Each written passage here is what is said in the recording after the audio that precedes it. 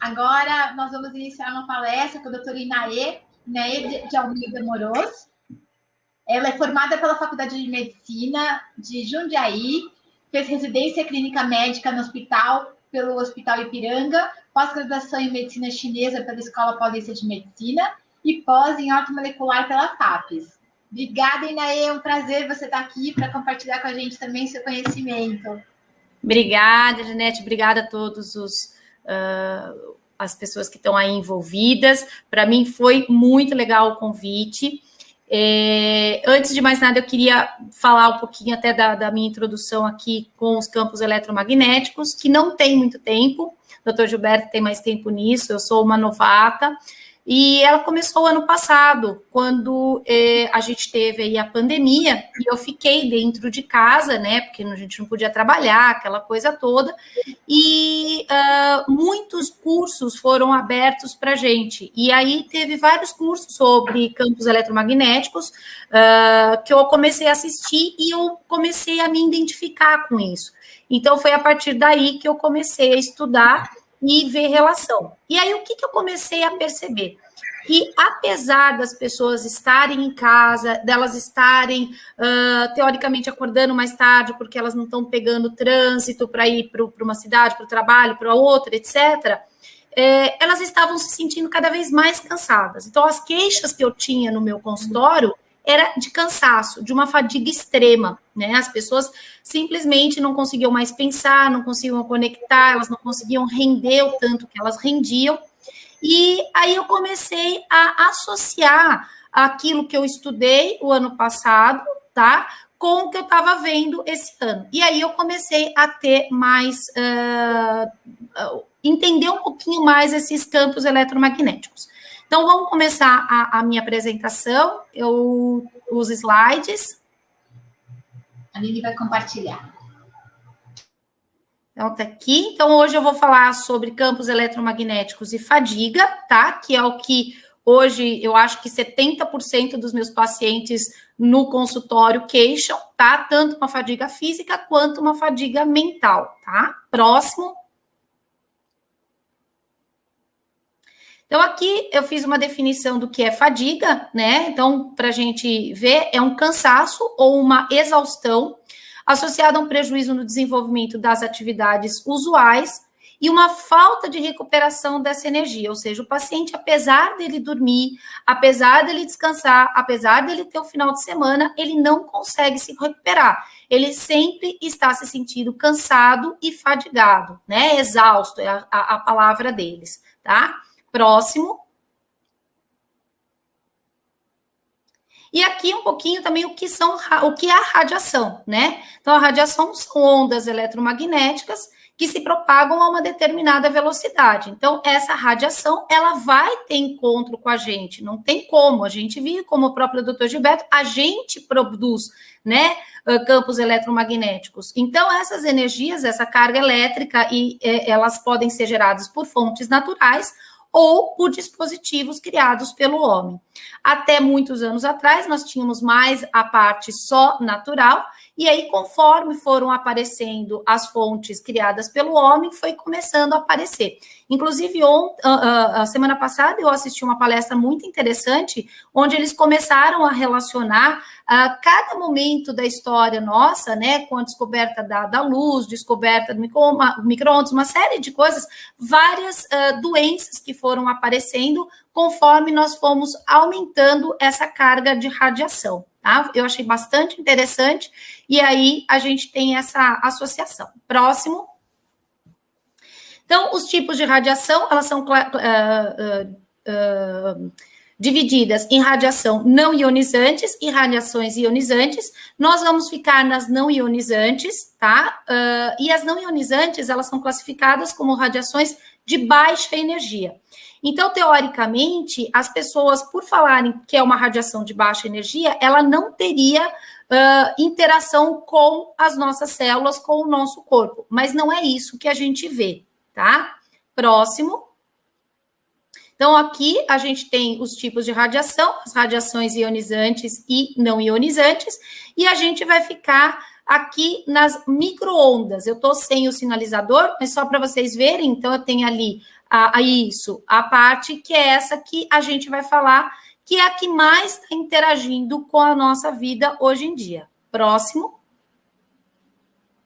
Então, as radiações micro-ondas são aquelas radiações emitidas pelos fornos de micro-ondas, computador, celular, iPad, notebook, telefone sem fio, torres de transmissão, Bluetooth, redes de Wi-Fi, luz elétrica, fiação elétrica, medidores de energia. Aqui no Brasil a gente não tem um medidor de energia inteligente, o nosso ainda analógico, mas nos Estados Unidos que tem, eles estão tendo bastante problema com relação a isso, tá? Então, essas são as maiores interações que a gente tem. E você vê que é tudo que a gente usa hoje em dia. Próximo. Então, as radiações não ionizantes, como eu falei, ela tem um baixo nível energético, mas ela tem uma interação sobre as nossas células, tá? Ela não tem a capacidade de alterá-las, mas elas podem, como que a gente pode dizer, ter algumas interações, como o Dr. Gilberto falou, e eu vou falar também, principalmente nos canais iônicos, onde a gente vai ter as alterações das entradas de cálcio, magnésio e outros íons. E a agressividade dessa radiação vai depender da proximidade da fonte, ou seja, quanto mais próximo da fonte a gente tiver, então, quanto mais próximo dos roteadores, quanto mais próximo o tempo todo com o telefone no corpo da gente, próximo dos fornos de micro-ondas, etc., a potência, a frequência e o tempo de exposição. Então, para mim, hoje, o que é mais importante seria o tempo de exposição, porque nós estamos expostos quase que 24 horas do nosso dia, né? E isso é muito ruim, porque a gente vai acabar ficando o tempo todo sendo irradiado. Próximo.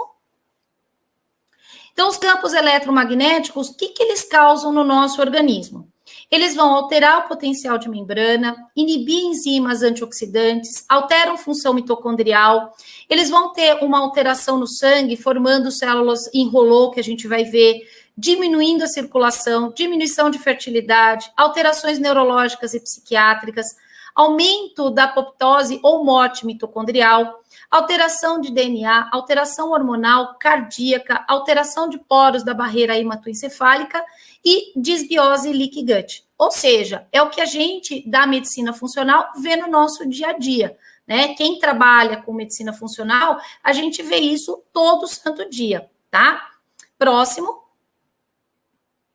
E a hipersensibilidade, como o Dr. Gilberto falou, ele é caracterizado por um quadro de fadiga e cansaço, insônia e distúrbios do sono, cefaleia, tontura e náusea. Eu tenho pego muito paciente com zumbido, tá? Principalmente aqueles que usam fone de ouvido com Bluetooth, alterações de sistema imunológico, perda de memória, alteração de concentração, sintomas depressivos, ansiedade, irritabilidade, perda ou aumento do apetite, sensação de dor e coceira na pele. Esse é outro que também é muito frequente, as pessoas chegarem e falarem assim, ai, Nay, tá coçando a minha pele, mas eu olho, não tem nada, eu sinto ela irritada, eu não sei o que está acontecendo, o meu rosto, às vezes é de ficar próximo dessas radiações.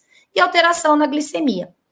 Então, próximo, eu vou me ater mais nesses pontos aqui, que é a fadiga e o cansaço, insônia e distúrbios do sono e alteração do sistema imunológico. Próximo. Aqui é um slidezinho que eu coloquei do Dr. Jokers, onde ele coloca todos esses sintomas, né, como sinais da sensibilidade eletromagnética. Próximo. Então, fadiga e mitocôndria, né? O doutor Gilberto já falou aí da mitocôndria, eu vou falar quase que a palestra inteira sobre ela, porque, afinal de contas, fadiga é uma incapacidade de gerar energia para se manter na vigilância. E quem produz a energia é a mitocôndria, tá? E a gente, quando fala em energia, a gente fala em ATP. E ele é produzida na mitocôndria. O sistema nervoso central, ele chega a ter 2 milhões de mitocôndrias por célula. Então, ele é altamente dependente de produção de energia e das mitocôndrias. Por isso que quando a gente tem uma alteração mitocondrial, a primeira causa, a primeira queixa que o paciente chega para mim é fadiga mental. Ai, né, eu estou com dificuldade de concentração, eu estou com uma alteração de memória, eu não consigo lembrar as coisas, eu não consigo me organizar. Por quê? Porque esse cérebro não está tendo energia suficiente para poder funcionar. Então, as funções mitocondriais, quais elas são? Primeiro, produção de energia ATP. As mitocôndrias, elas também produzem hormônios esteroidais. Então, é lá na mitocôndria que a gente vai produzir a pregnenolona, que vai produzir os hormônios, testosterona, estrogênio, progesterona, cortisol. Então, se eu tenho uma disfunção mitocondrial, automaticamente eu vou ter uma disfunção hormonal, tá? Ele faz a detoxificação da ureia, produz antioxidantes como o NADH e o FDH2, é a maior fonte de produção de radicais livres do nosso corpo. Então, quando a gente fala em estresse oxidativo, produção de radical livre, a mitocôndria é o maior produtor de radical livre que a gente tem. Ele controla a apoptose celular e controle da inflamação também. Então, quando a gente tem um quadro inflamatório no nosso corpo, ele vai alterar a função da mitocôndria. E o que a gente vai ver daqui para frente é exatamente esse trio. Mitocôndria, inflamação, estresse oxidativo, tá? Próximo. Então, as causas de disfunção mitocondrial, quais vão ser? Toxinas, estresse oxidativo, inflamação, alteração do sono, a disbiose, estresse, infecção e hipoxemia. Sendo que os campos eletromagnéticos, a gente vai mantê-los ali na parte de toxinas ambientais, tá? Próximo. Esse slide aqui, eu coloquei, eu achei bastante interessante, onde ele vai mostrar as interações dos campos eletromagnéticos no nosso organismo. Então, os dois órgãos mais acometidos pelos campos eletromagnéticos vão ser o cérebro e o coração. Por quê? Porque são os tecidos mais ricos em mitocôndria que a gente tem. Então, automaticamente, eles vão ser os mais afetados. Ali no meio, você tem uma célula, e aí você ali está mostrando à sua esquerda, acima, o campo eletromagnético alterando o canal de cálcio e embaixo ele alterando a membrana celular. E no terceiro, à direita, você vai ter a interação dos canais de cálcio nos neurônios, causando os distúrbios no sistema neurológico. Próximo. Então, o primeiro que a gente vai conversar é sobre o estresse e a ansiedade. Então, os campos eletromagnéticos, e a gente vai ver um pouquinho mais para frente, eles vão causar uma inflamação no sistema nervoso central, e essa inflamação, ela gera um estresse, e com o estresse, a gente vai ter a liberação do cortisol. O cortisol, ele é... Deixa eu só aumentar aqui a minha tela, que ela está muito pequena. Pronto, agora já está maior. Então, a liberação do cortisol, ele vai gerar citocinas inflamatórias. Essas citocinas inflamatórias aumentam o processo inflamatório, causando alterações na mitocôndria. Fissão mitocondrial, o que é isso? A mitocôndria é... A gente, para ter uma mitocôndria funcionante, eu tenho que ter uma mitocôndria grande e com uma atividade intensa. Quando essa mitocôndria ela começa a envelhecer, ela começa a se quebrar, e aí eu formo mitocôndrias pequenas com baixa produção de energia. Isso se chama fissão mitocondrial, tá? E aí vai gerar um quadro de fadiga. A fadiga é a falta de energia. Próximo. Então, aqui nesse slide, a gente pode ver acima o campo eletromagnético atuando sobre o sistema nervoso central, causando uma liberação de radicais livres e inflamação, que vai atuar no hipotálamo, que vem aqui para a seta à direita, hipotálamo, pituitária, adrenal e liberação do cortisol, tá? Então, o cortisol é extremamente importante para o processo inflamatório. Próximo. Antes de começar aqui na insônia, uma das coisas que é muito comum da gente ouvir hoje em dia é a fadiga adrenal. Então, a fadiga adrenal é um termo, assim, bastante polêmico, né? Porque tem médicos que falam que fadiga adrenal não existe, tem médicos que falam que fadiga adrenal não existe, tá?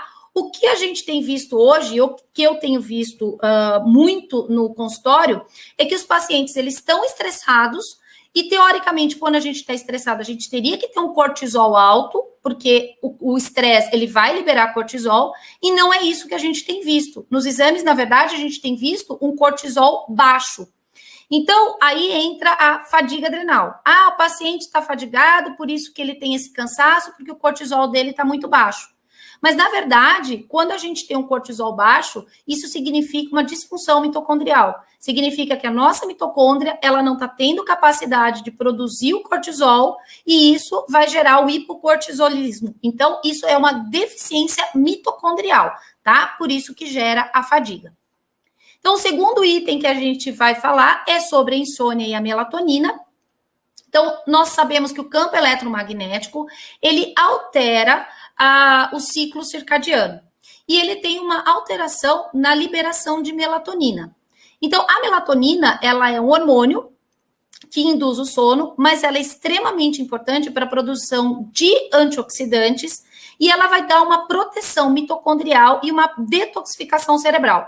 Então, se eu tenho uma diminuição da produção de melatonina, automaticamente eu tenho menos antioxidantes e uma piora, ou até, às vezes, uma alteração intensa na detoxificação cerebral, aumentando a inflamação.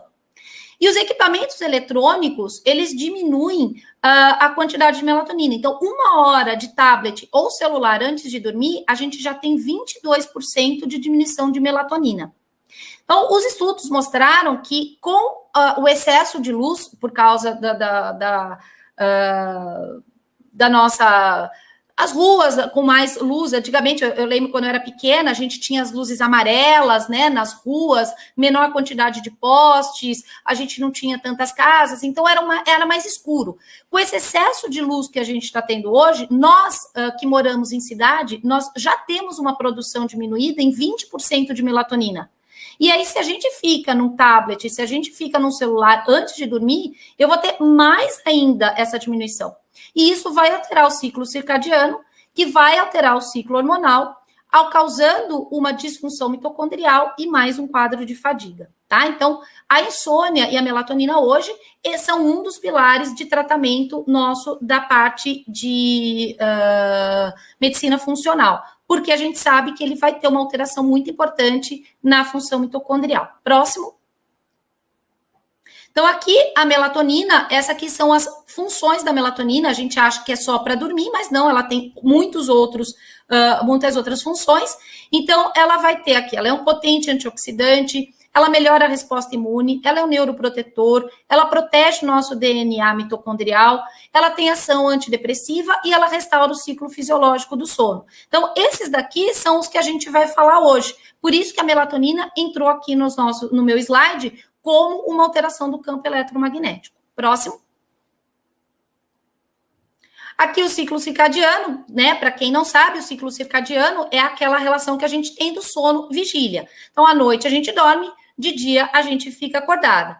E esse esse ciclo circadiano, ele tem muito a ver com o quê? Com o sol, tá? Então, a gente tinha muito mais contato com o sol do que a gente tem hoje. Então, quando a gente sai, que a gente vê o sol, que a gente vê aquela claridade, ela entra nos nossos olhos e aí a gente tem a inibição da produção de melatonina, tá? E automaticamente, quando eu vou dormir, que eu tenho uma diminuição dessa claridade, eu tenho a liberação da melatonina. E a luz artificial, ela também consegue atuar nesses receptores, tá? Onde ela vai atuar na melanopsina, que é o fotopigmento que vai ativar o receptor da retina, que vai até o mesencéfalo hipotálamo, no núcleo supraquiasmático, regular esse ciclo sono-vigília. Então, vamos lá, à noite, que era um horário que teria que estar escuro, e eu tô lá com a luz, ou luz de LED, ou na televisão, ou no iPad, ou no celular, etc. Essa luz azul, ela vai entrar pela minha retina e ela vai estimular a melanopsina como se fosse dia. Então, ela vai enganar o nosso cérebro e a gente vai perdendo essa alteração do ciclo sono-vigília. Por isso que a gente tem tanta gente hoje que tem quadros de insônia. Então, dificilmente hoje você vai estar lá no seu consultório, que você não vai pegar 1 ou 2 pacientes que vira para você e fala assim, doutora, eu estou tomando remédio para dormir porque eu não consigo dormir, tá? E aí a gente vai perguntar, eles ficam no celular, ficam no computador, ficam na televisão. As luzes, outro dia eu estava aqui na minha casa e olhei para o meu prédio, a maior parte das casas, elas têm a luz branca, ela não tem a luz amarela, como a gente usava antigamente. E a luz branca, ela estimula muito mais a melanopsina, tá? Então, próximo. Então, aqui só para vocês ficarem bem intensos, a melanopsina, ela é mais sensível ao espectro da luz azul, portanto, ela promove a vigília e suprime a sonolência. Então, quanto mais claridade a gente tiver, mais difícil para dormir vai ser. Próximo. Pode passar, que esse daí é a mesma coisa. Então, agora a gente vai para o terceiro item, que são as alterações do canais de voltagem de cálcio, que o Dr. Gilberto já falou bastante, tá? Em 2013 foi feito um levantamento, onde eles pegaram 23 estudos, mostrando que os campos eletromagnéticos afetavam os canais dependentes de voltagem de cálcio, tá? Então, a partir daí que também começou a se falar muito mais nesse item, e apenas 5 segundos de exposição já são suficientes para aumentar o cálcio intracelular. Então, quer dizer, eu não preciso ficar o dia inteiro para ter esse aumento de cálcio. 5 segundos já são o suficiente. Próximo. Então, só para vocês guardarem bem. Próximo. Então, para a gente entender, o cálcio, ele é um sinalizador mitocondrial, ou seja, quando o cálcio entra na quantidade adequada, ele vai estimular a minha função mitocondrial, tá? Então, o retículo endoplasmático, ele vai liberar o cálcio e esse cálcio vai modular a função da mitocôndria. Ela vai estimular o complexo piruvato desidrogenase, que é onde a gente forma o ATP, ou a energia, tá? Fazendo rodar esse ciclo de Krebs, produzindo o ATP. Só que o excesso de cálcio, ele vai inibir esse complexo piruvato desidrogenase, ou seja, ele vai diminuir a produção do ATP. No começo, quando você tem um aumento, entre aspas, razoável, ele vai estimular. Às vezes, ele pode estimular demais essa mitocôndria e eu vou ter aumento de radical livre. Mas vai chegar num determinado momento que o cálcio em excesso vai diminuir a produção desse ATP. Então, o excesso de cálcio, ele não está subindo aqui, eu não sei o que aconteceu, mas eu vou falar aqui. Ele diminui, o excesso de cálcio, ele diminui a produção de ATP, ele vai aumentar a produção dos radicais livres, aumenta a ficção mitocondrial, ou seja, a quebra da mitocôndria, aumenta a mitofagia mitocondrial. Próximo. Eu acho que travou. Não. E aumenta a apoptose, diminui a mitofagia. A mitofagia é quando a mitocôndria, ela se refaz. É exatamente o contrário da ficção mitocondrial, tá? A mitofagia é quando ela se refaz e ela se torna cada vez mais forte, tá bom? Próximo. Então, aqui a gente tem o campo eletromagnético, ele vai estimular os canais de voltagem, vai aumentar o cálcio intracelular, e ele vai estimular uma enzima que fica na membrana chamada NDAPH oxidase. Essa NDAPH oxidase, ela vai aumentar a produção do superóxido, que é um radical livre. Ele vai se ligar ao superóxido, que eu vou falar já dele, formando peróxido nitrito, e aí a gente tem um estresse oxidativo fora de controle. Isso vai gerar inflamação, a disfunção mitocondrial e a fadiga. Próximo. Então, aqui é uma célulazinha, onde ele está mostrando todas as funções do cálcio dentro da célula, para a gente ver o quão importante o cálcio é, mas nunca em excesso, como já disse o Dr. Gilberto. Próximo. Então, aqui é uma outra célula, tá? Então, aqui eu tenho os canais de voltagem, que são esses que estão com o redondinho em volta, e aí a liberação de cálcio, e lá uma mitocôndria com o cálcio entrando, estimulando. E à direita, a gente também tem aqui o cálcio, com a entrada dentro da mitocôndria, estimulando a mitocôndria. Próximo.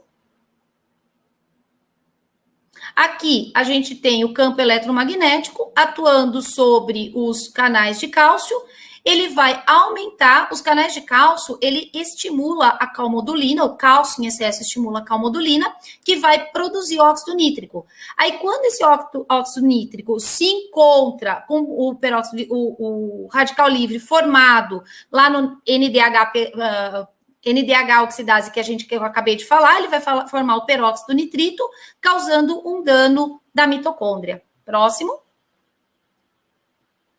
Aqui a mesma coisa, o celularzinho alterando os canais de cálcio, alterando aqui a mitocôndria, produzindo o estresse oxidativo. Próximo. Essa daqui eu queria ter um cursorzinho, mas eu não consigo, tá? Esse aqui para mim foi o mais legal para a gente entender. Então, isso, o campo eletromagnético vai ativar o canal de cálcio, aumentando o cálcio intracelular.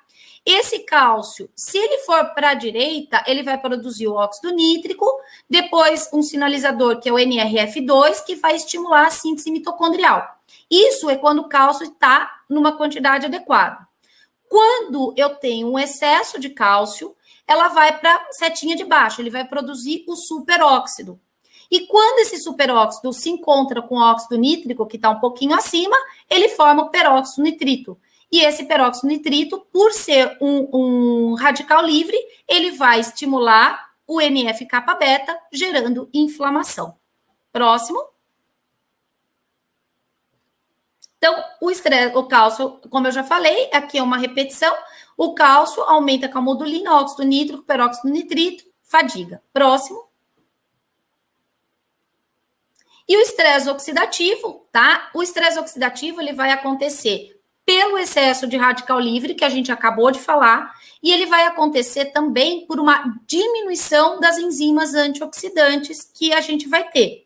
Então, os campos eletromagnéticos, por aumentarem os radicais livres, ele vai começar a consumir a glutationa. Então, o que acontece? A glutationa ela é produzida no nosso organismo, é o nosso maior antioxidante.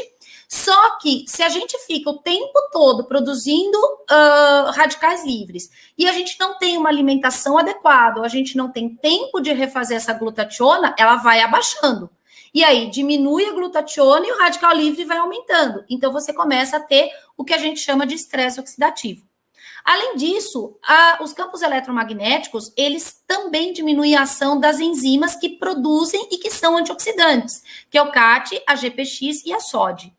Então, você vai ter com isso um aumento do estresse oxidativo. Vai diminuir a melatonina. A melatonina a gente sabe que ajuda na produção de glutationa e é um antioxidante. Então, você vai ter um estresse oxidativo muito alto, inflamação e fadiga. Próximo. Então, essa daqui eu já falei, pode ir. Próximo. Esse também eu já falei, próximo. Então, aqui era só para mostrar a NADH oxidase, ela fica na membrana da célula, e quando ela sofre a ação do cálcio, ela vai produzir o radical livre. Próximo. E aqui a gente tem o quinto agressor, né, para causar a fadiga no campo eletromagnético, que são a barreira hematoencefálica. Então, a barreira hematoencefálica é uma barreira que a gente tem que protege o nosso cérebro, impedindo que toxinas ou que substâncias que não sejam úteis para o nosso cérebro entrem para que ele possa funcionar da melhor forma possível, tá?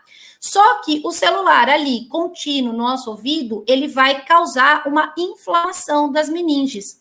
E essa inflamação, ela pode fazer uma quebra das junções das células, que a gente chama as tight junctions, tá? E essa quebra faz com que crie poros nessa membrana, e a partir do momento que se criou poros, eu tenho a entrada de toxinas para dentro desse cérebro, principalmente os metais pesados. E aí, quando eu tenho esse aumento de toxina junto com o radical livre, eu vou aumentar demais a inflamação no sistema nervoso central, gerando as doenças neuropsiquiátricas e a fadiga mental. Aqui eu queria fazer adendo, porque uma das causas hoje que a gente tem de fadiga mental e de doenças, principalmente ansiedade e depressão do COVID, é exatamente a quebra dessas junções que o COVID causa, tá? Eu sei que o assunto não é COVID, mas é só para vocês entenderem que o COVID causa essa mesma alteração, tá? Próximo. Então, aqui, olha, eu tenho no slide à esquerda, embaixo, entre uma célula e outra, eu tenho essa tight junction, que ela é formada por uma proteína chamada ocludina, tá? E essa ocludina é ela que vai dar essa estabilidade entre uma célula e outra, impedindo a passagem de toxinas. Se eu quebro essa ocludina, o que vai acontecer? As células vão se separar e eu vou ter poros, fazendo com que haja um aumento da passagem de toxinas para o meu cérebro. Essa mesma ocludina eu quero que vocês guardem, porque eu vou usar daqui a pouco, quando eu falar do intestino. Então, os campos eletromagnéticos, eles alteram essa proteína. E eu tenho uma quebra dessa ocludina, aumentando esses poros da barreira hematoencefálica. Próximo. Aqui um outro slide mostrando o celular, tá? A gente falando aqui no celular, e ele causando essa inflamação. Não sei se vocês já viram, mas tem muitos slides que mostram o antes e depois, né? Quando eles fazem uma ressonância,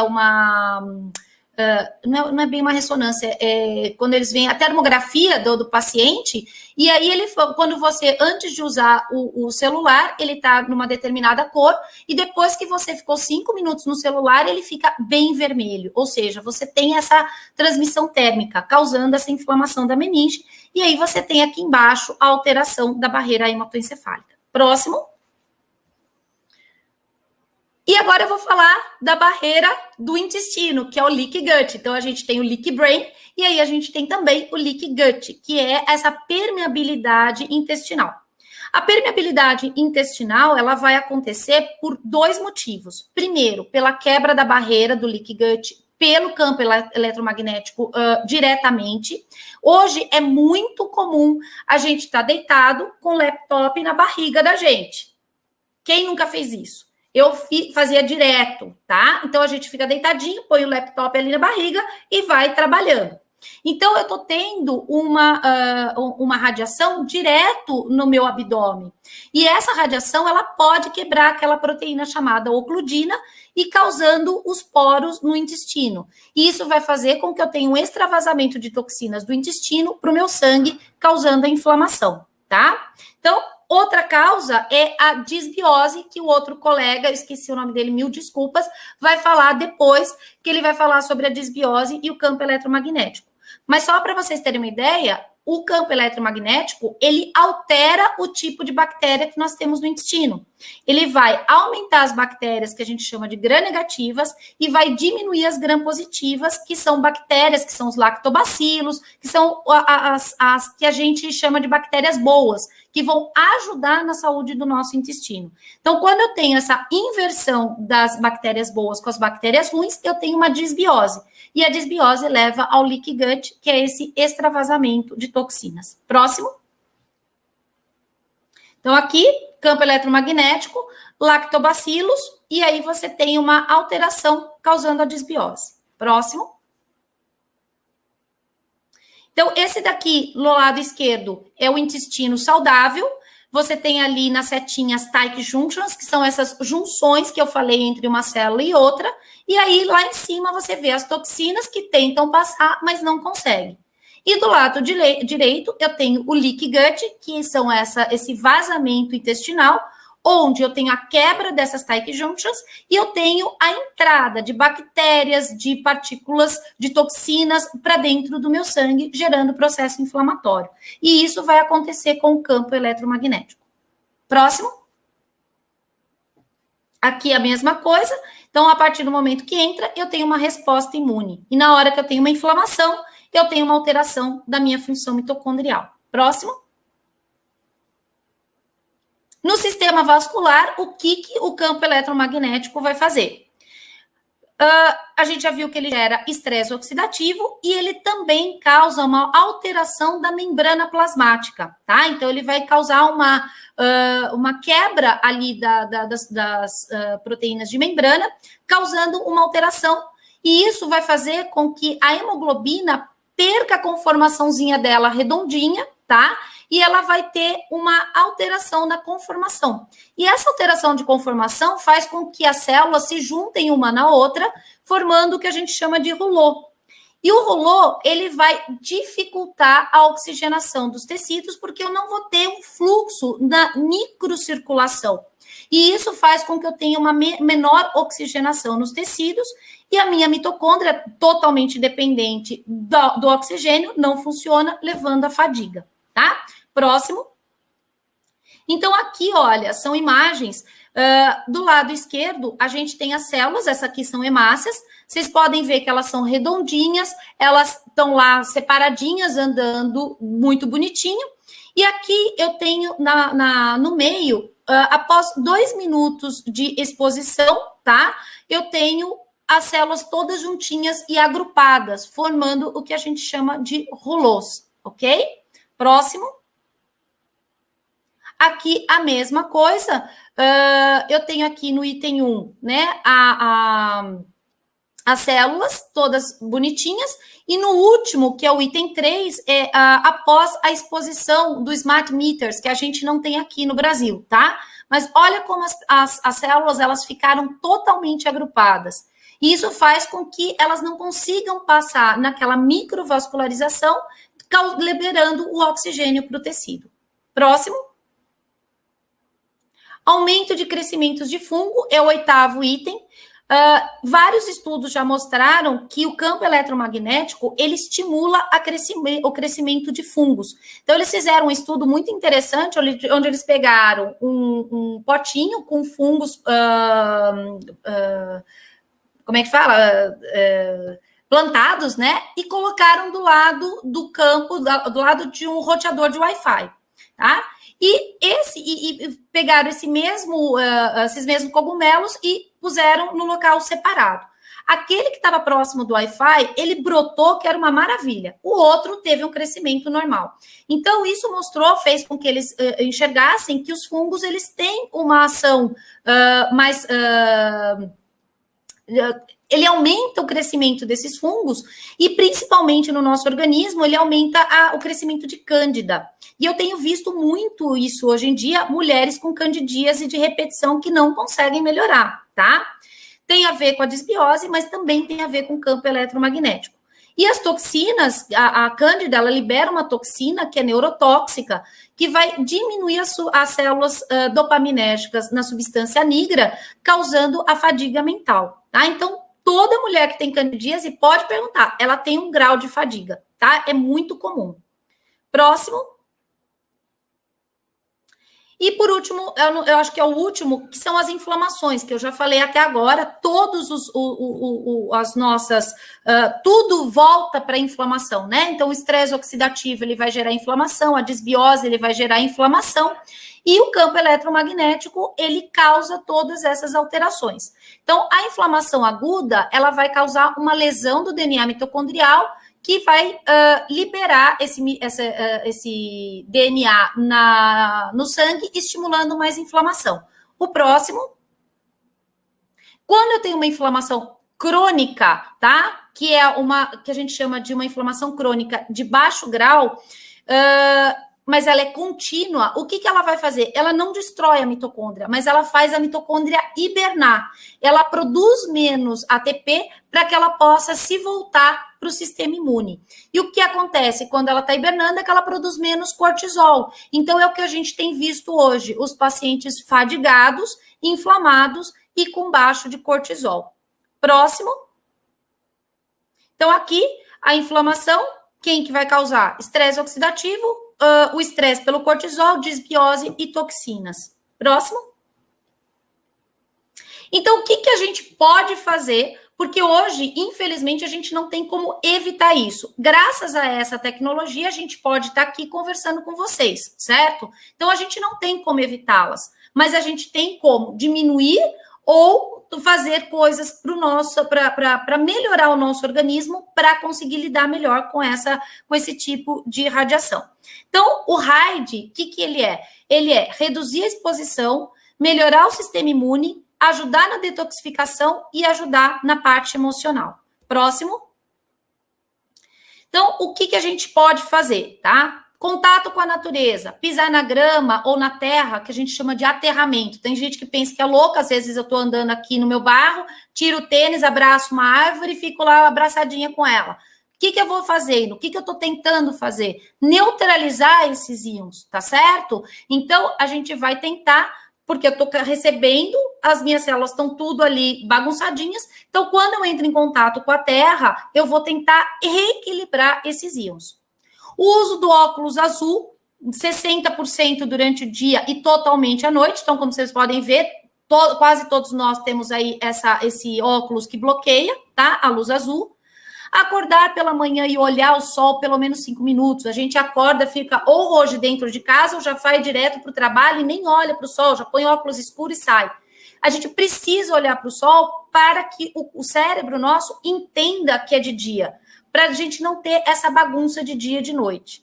Evitar as luzes fluorescentes e LEDs, porque elas emitem muita radiação. Existem algumas tinturas que elas absorvem as ondas eletromagnéticas, como a rosemaria, a própolis e o coentro. Cogumelos também ajudam muito na captação dessa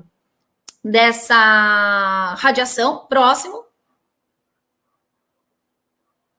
Evitar morar próximo de antenas, né? Então, pelo menos 8 quilômetros. Ontem, eu esqueci o nome da médica que falou, mas ela falou sobre as antenas. Eu achei bastante interessante a explicação dela, que depende para onde está apontando a antena, né? Você pode ter maior ou menor radiação.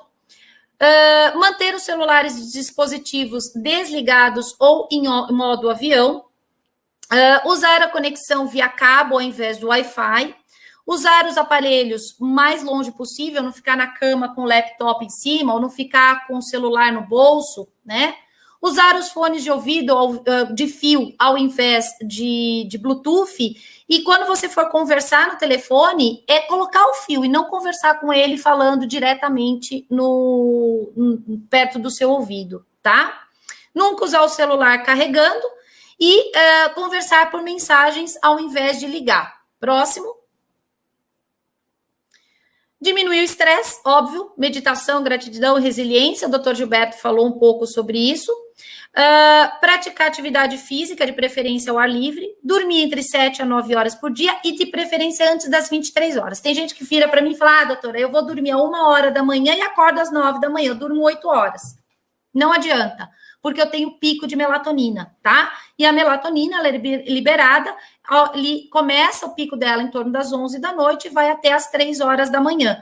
Então, se você vai dormir em torno da 1 hora, você já perdeu o pico de melatonina, tá? Então, o horário para dormir é sempre antes das 11. Uma dieta anti-inflamatória, óbvio, porque se eu já tenho inflamação do campo eletromagnético, se eu tiver uma dieta inflamatória, eu só vou potencializar todos esses sintomas. Hidratação, extremamente importante. Próximo.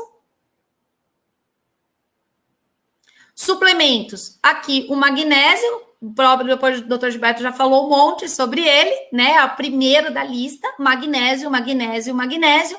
Então, se perguntarem qual é o suplemento que você não pode deixar faltar, eu diria que é magnésio e ômega 3. Eu acho que são os dois que se eu precisar tomar só 2, eu vou tomar esses 2, tá? Então, o ômega 3, além dele ser anti-inflamatório, ele vai proteger a minha membrana. Hoje, fazer o uso de melatonina se torna cada vez mais necessário, tá? Os antioxidantes, como vitamina C, vitamina E, zinco, selênio e magnésio, ou manganês. Fitoquímicos anti-inflamatórios, cúrcuma, gengibre, botsuélia, quercetina.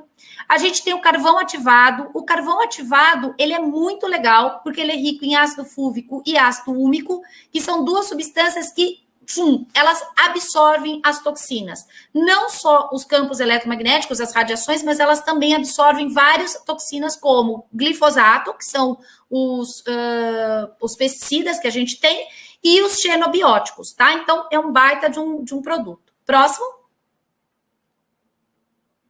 E o que eu posso fazer para reestimular a minha mitocôndria, tá? Então, a gente já tirou o campo eletromagnético, já tem toda uma setada, e o que eu posso fazer para a minha mitocôndria? Restrição calórica, tá? Então, a minha mitocôndria odeia quando tem excesso de caloria, porque aí ela começa a não precisar trabalhar tanto. A suplementação com B3, B1, B2, aqui é B12, tá? B2, ferro e o magnésio, as coenzimas mitocondriais, melhorar a glutationa, que eu falei, eu acho que hoje é imprescindível a gente não usar a N-acetilcisteína, o pantotenato e a vitamina B6, que são cofatores da produção da glutationa, como a gente usa muito, a gente precisa nutrir o corpo delas, e fitoquímicos que estimulam a biogênese mitocondrial, ou seja, que estimulam a síntese mitocondrial e a ação mitocondrial. Então, aqui, quercetina, berberina, cúrcuma, vitamina D, metformina, resveratrol e chá verde. Então, eu acho que esse foi o último slide. Próximo.